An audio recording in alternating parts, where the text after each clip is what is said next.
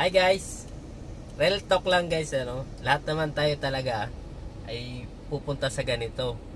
Pero itong sitwasyon nila ngayon na nandito sa likod ko, di naman nila ginusto ito or kagustuhan man ng Panginoon.